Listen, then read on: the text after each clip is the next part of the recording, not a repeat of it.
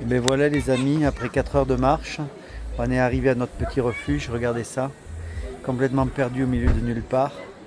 Bon non, en fait, je vous raconte n'importe quoi, parce qu'on n'est pas perdu nulle part. Au milieu de nulle part, on est encore à Casterino. Voilà, le repas, après un peu de temps, on n'est pas des sauvages.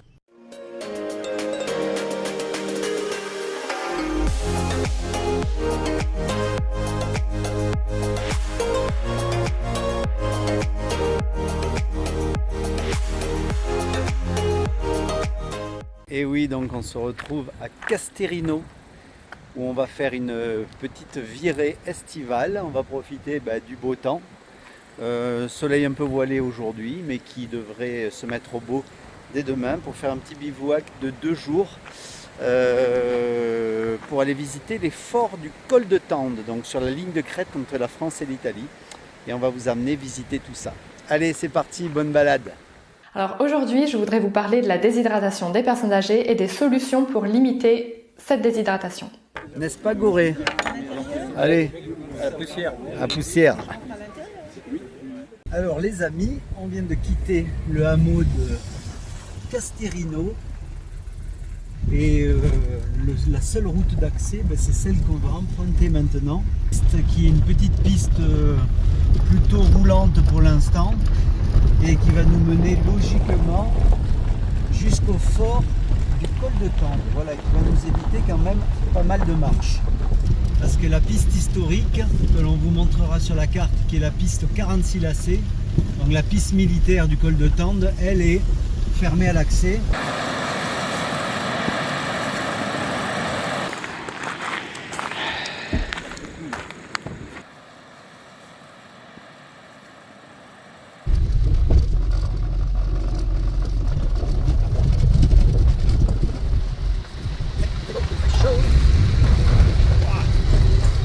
Bon, il ne faut pas que le pont il casse, hein. Je vous le dis de suite. Hein.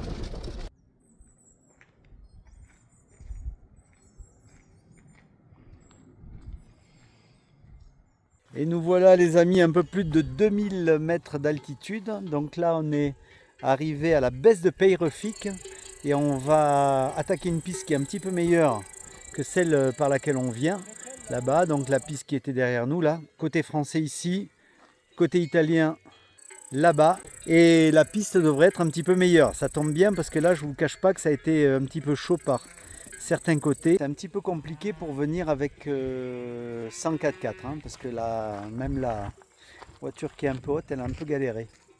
Et nous, on va aller au fort central que vous voyez là-bas, qui est un magnifique fort italien. Ah, magnifique.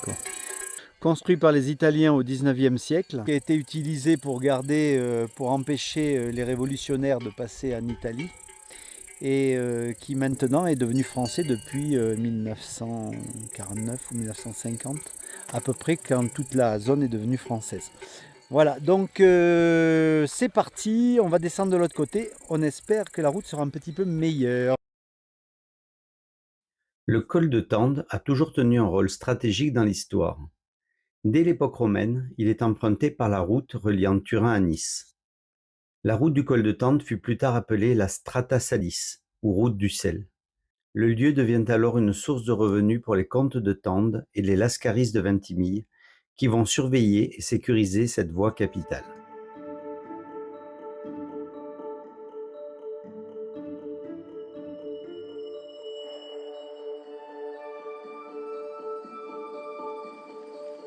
Dès lors, il est normal que l'Italie ait envisagé de le fortifier dès 1877 afin de protéger le Piémont de potentiels assauts français suite au rattachement du comté de Nice à la France. De là naquit le projet de camp retranché entre Cuneo et La Roya. Ce système de camps retranchés du col de Tende comprend 6 forts et est organisé sur 2 lignes de défense. Une première ligne, qui suit la ligne de crête, comprend 4 forts qui s'étendent d'ouest en est, en hauteur, les forts de Giord, Pernantre, Central et Pépin. Une deuxième ligne en contrebas côté Roya, de part et d'autre de la route menant au tunnel, comprend 2 autres batteries distantes de 3 km en position avancée, les forts de la Marguerie et de Tabourde. Ce sont ceux que nous allons visiter en premier. c'était génial.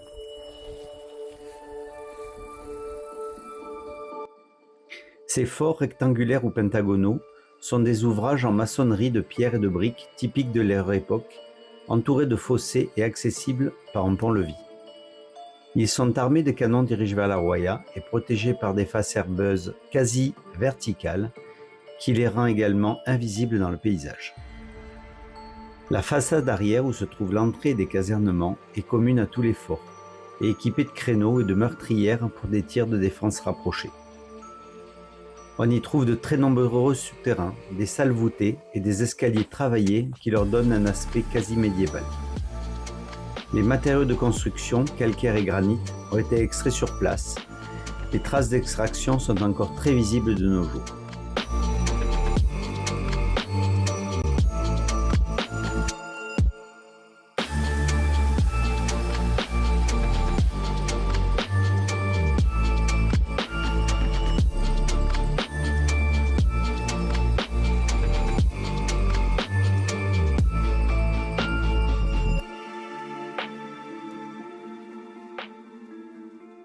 Voilà la route historique aux 46 lacets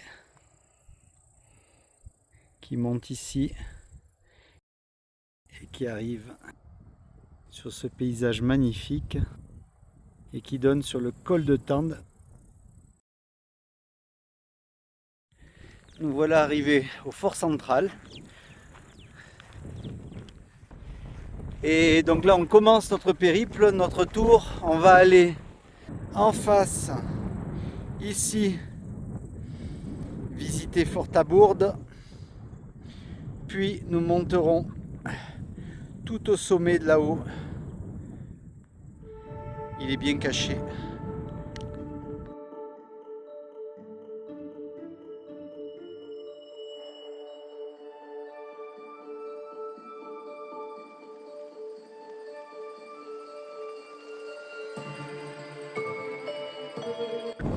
Voilà, donc on devrait faire une belle tournée et demain sera notre jour, on partira sur les crêtes.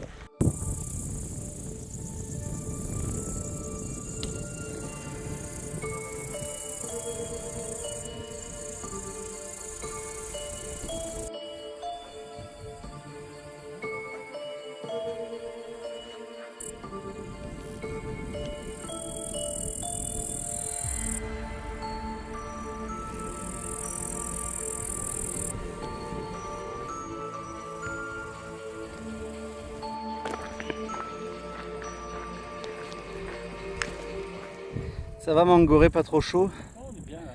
Ouais, on s'est trouvé un petit coin d'ombre et on va vous faire un joli panorama parce que là on voit absolument tout.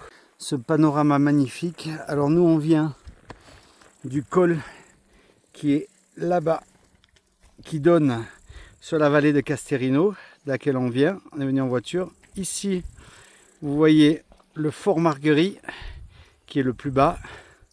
Ensuite, en haut, caché dans la montagne, le fort Pernante qui est ici, qui est à 2200 mètres d'altitude. Derrière, vous avez le fort de Gior qui lui est à 2300 mètres d'altitude. Là, la route qui mène au col géographique de Tende qui est ici, qui est à un peu moins de 2000 mètres. Et le magnifique fort central en face de nous. Voilà, qui est vraiment majestueux. Alors lui, le fort lui-même est sur le promontoire et les casernements sont un petit peu en dessous. On fera un petit tour demain là pour vous le montrer. Et derrière, en arrière-plan, là-bas, le mont Viso qui est ici, qui se découpe au fond. Combien il fait? 3007 ou 3000, ouais, voilà, donc vous voyez qu'on a un panorama magnifique. Et ici, la route historique d'accès au col de Tende qui s'appelle la route des 46 lacets et qui est aujourd'hui fermée. Ah, Thermarest. C'est vrai? Un truc énorme. Oula, j'ai un tank qui a du... Non, non, mais un truc comme ça. Oh merde, sérieux? Va me piquer le... C'est une bestiole qui a réussi à rentrer.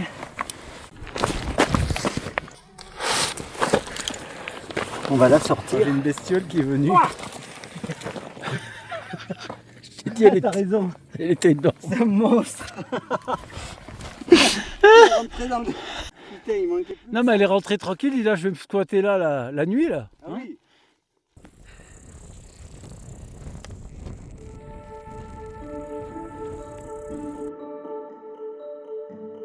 Nous voici arrivés à Fort-Tabourde.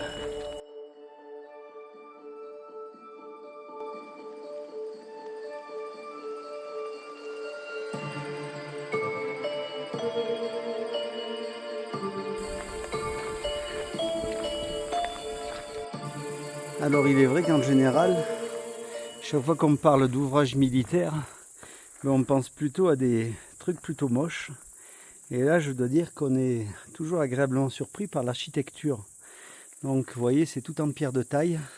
Il y a des linteaux qui sont faits en briquettes, des petites meurtrières au sommet. Ici l'espèce de pont-levis est fabriqué avec une voûte. Donc c'est vrai que ce sont des ouvrages qui sont assez hors du commun par rapport à ce qu'on est habitué à voir chez nous côté français. Bon, là on est côté français mais pas depuis très longtemps en fait. Ça fait depuis les années 50 que ces forts sont passés de l'Italie à la France. Mais ils ont un charme vraiment particulier du fait de leur position dominante et la vue qu'on a sur toute la vallée de la Roya en dessous et sur toute l'Italie en face. Là on a une vue qui est absolument magnifique. Ici c'est le côté italien. Voilà, on va monter au dernier fort qui est là-haut pour faire un bivouac comme on aime, bien aérien.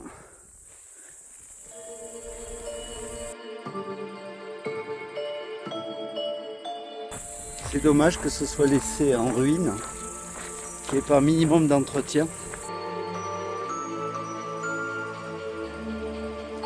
T'as vu cette vue Mongoré? C'est pas superbe. Tiens, je vois, par exemple, je vais remettre.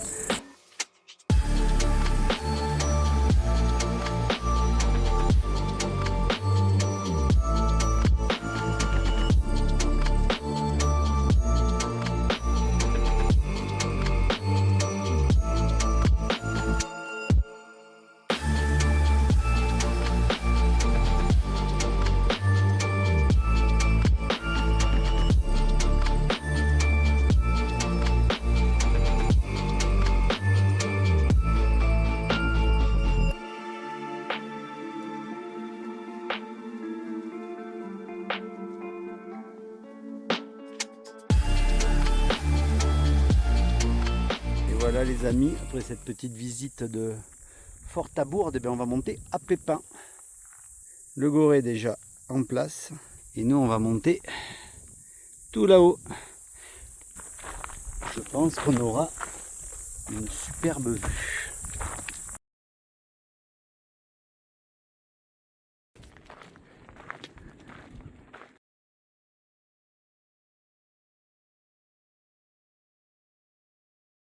Nous, on va voir une montée qui va être assez rude, puisqu'on va aller là-haut. Voilà, donc c'est une petite balade de reprise. J'espère que le ressenti sera pas mauvais. C'est la première fois qu'on sort depuis plusieurs mois. Donc, verdict, après, c'est 2 jours et demi.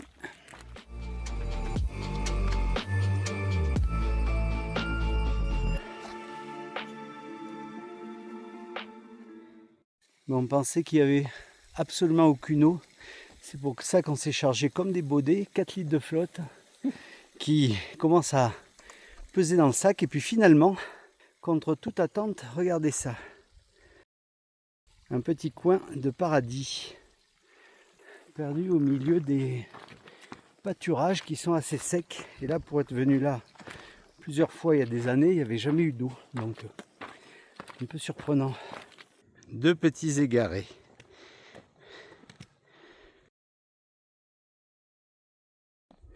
Bon, ils sont bien loin de chez des petits copains là-haut. Hein. On a une petite visite des patous. Ils vont s'arrêter en crête. Logiquement, lui, il nous a vus. Le berger est juste en face. Il nous a vus aussi. Je pense que mon chemin il a disparu de la carte. Je pense qu'on aura du monde au sommet, 2 patous qui nous attendent. Ça va aller. Bon, ben une nouvelle fois, le contact avec nos amis patous s'est plutôt bien passé. Ils sont là, ils sont venus à notre rencontre, nous faire une petite fête. Ils sont sympas et surtout ils font leur boulot, comme on dit. Allez petits, le conseil, s'arrêter, rester calme, leur parler, pas de mouvement brusque. Et ils sont venus en aboyant, mais finalement ça s'est super bien passé. L'expérience, chaque fois qu'on a eu les contacts, pas trop eu de problème. Il suffit de un petit peu leur parler, se laisser sentir. Ça se passe bien. N'est-ce pas Gorée? Oh, regardez-moi ce paysage. C'est tout simplement magnifique avec les ombres là. Le soleil rasant de fin de journée. Et la rando est toujours l'occasion rêvée de faire des rencontres. Voilà, donc là on a rencontré un randonneur et sa compagne, André, qui vient de la Somme, donc il a fait une longue route et qui connaît bien les Alpes-Maritimes, le Mercantour. Il y a pas mal de massifs, on a échangé un petit peu, c'est toujours un plaisir de voir qu'il y a des gens qui sont passionnés et qui viennent de loin pour arpenter nos belles montagnes. Donc on fait une petite dédicace à André et sa compagne qui vont retourner ce soir en descendant par le col de Tende. Voilà pourquoi on se donne du mal à monter en altitude. Regardez-moi ça. Au fond on a le Viso.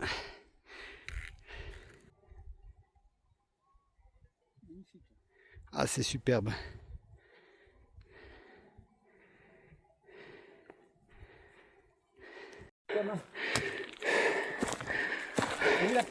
« 1947 plus exactement, date à laquelle les forts sont passés sous la nationalité française.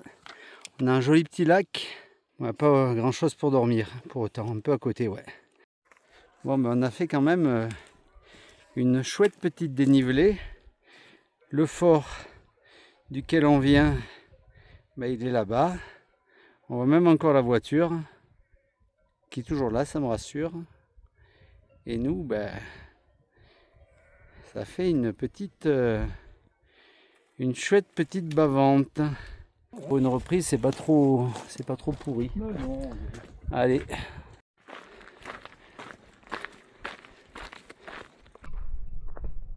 Je vais faire une spéciale dédicace au docteur Nogier qui s'est occupé de moi au mois de février, ça fait 6 mois. Franchement, je pensais pas que 6 mois après, ben, je serais à 2003 avec un sac à 18 kg.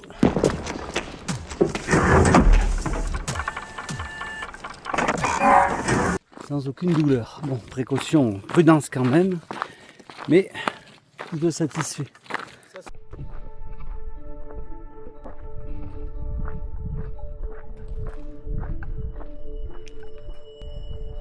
Allez, pour version.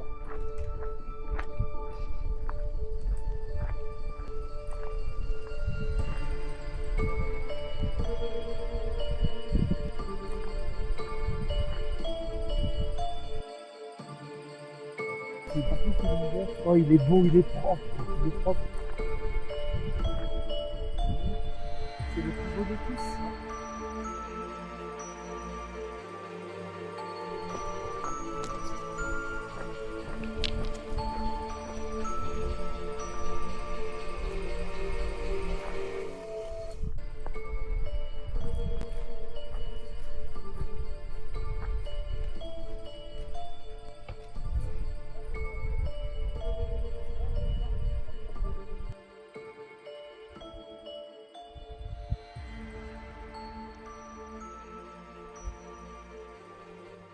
Et regardez les amis, la récompense ultime de magnifiques Edelweiss.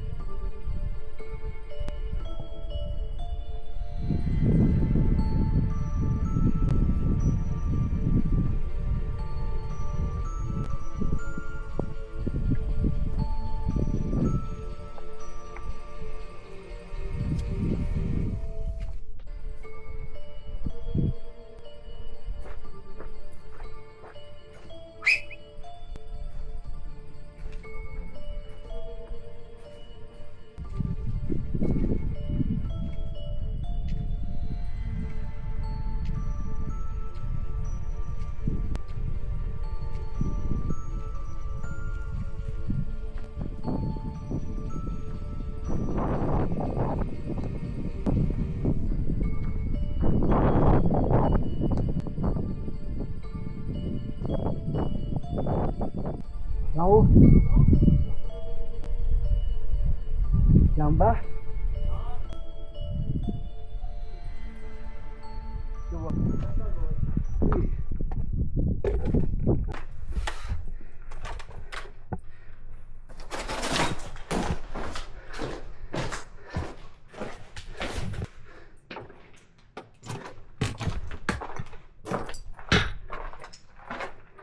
C'est bon, mon gars.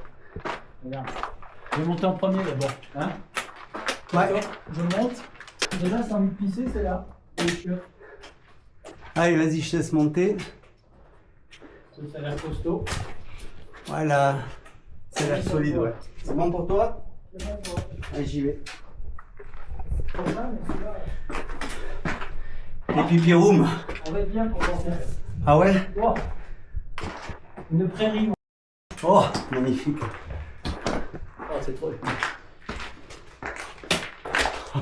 Ah, c'est l'entrée là, viens voir. Putain, on a une prairie pour nous là. Ça y est, on est de l'autre côté. Vas-y. Viens là, regarde, Goré. Regarde-moi.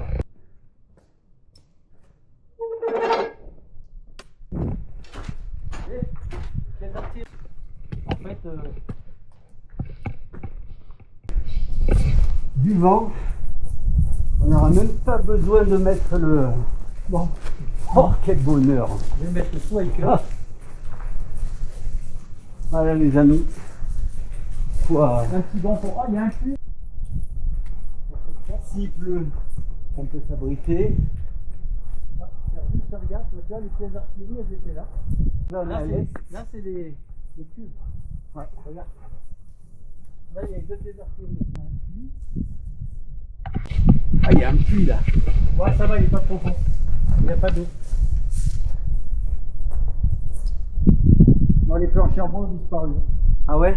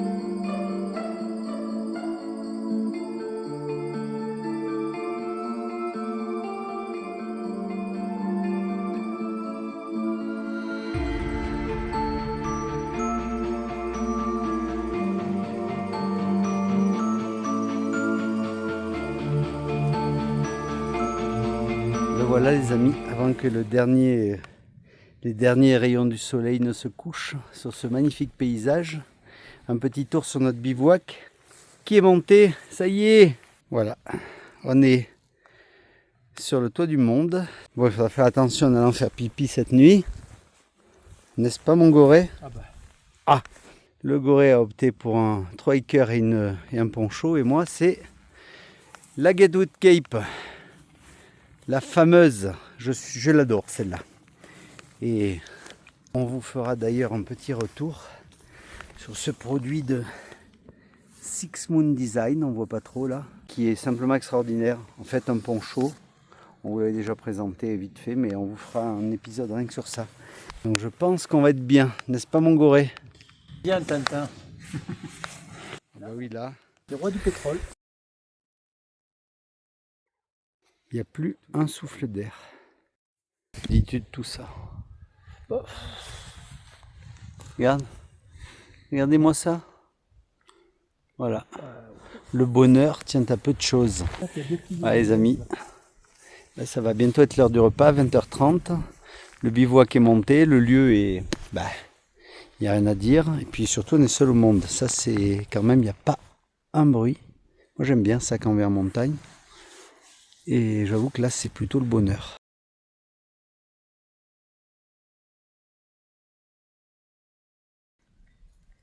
Voilà un bivouac comme on les aime.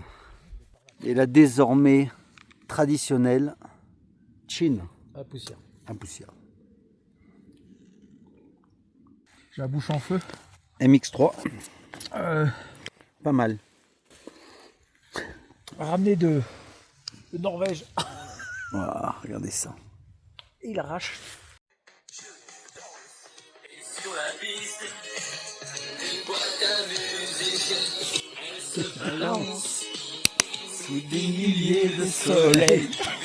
La nuit est chaude, Elle est sauvage. la nuit est belle pour ses otages. Parti.